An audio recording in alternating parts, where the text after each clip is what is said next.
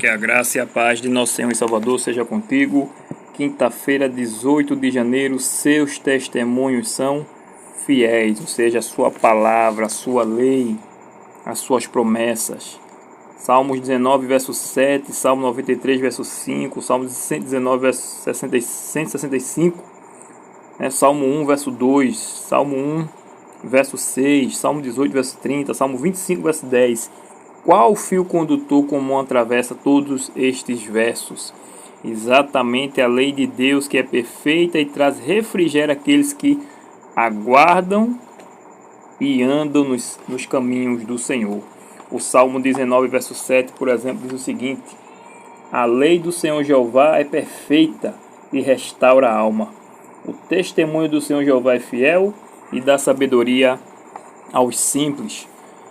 Todo aquele que se deleita na palavra de Deus, ele recebe de Deus sabedoria, E a pergunta que fica é: como uma lei perfeita que traz refrigério à alma, como alguém, na verdade, pode querer mudar a lei de Deus, que é perfeita e restaura a alma?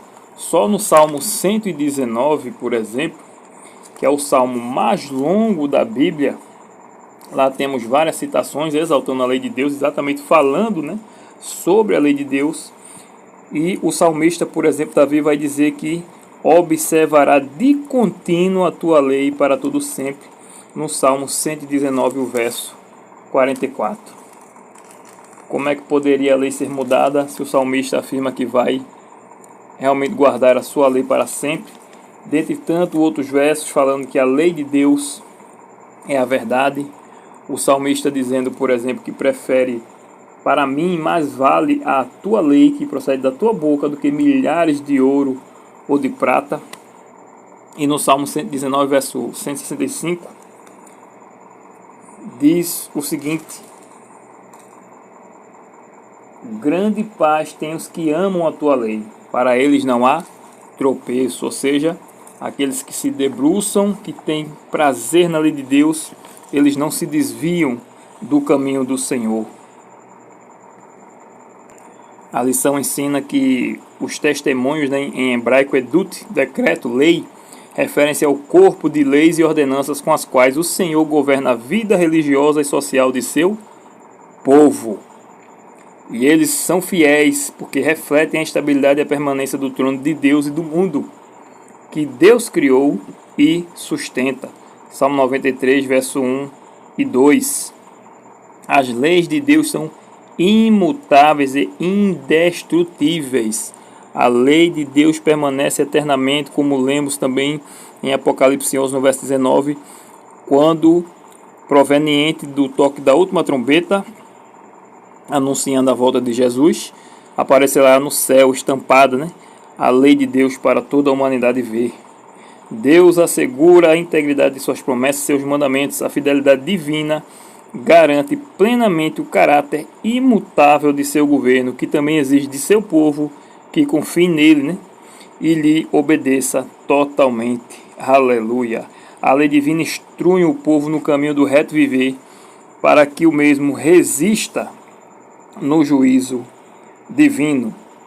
Grande paz, como lido, grande paz é desfrutada por aqueles que amam a lei de Deus.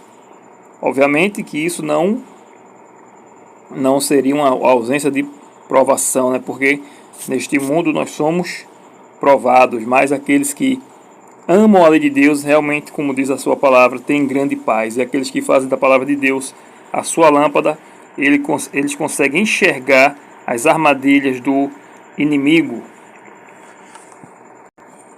Deus é um rei, é um Deus soberano e justo. Ele se lembra perpetuamente da sua aliança, da palavra que empenhou a 1000 gerações. Salmo 105, verso 8. A base da aliança é a lei de Deus. Não é por acaso que um dos temas principais do livro dos Salmos seja os mandamentos do Senhor.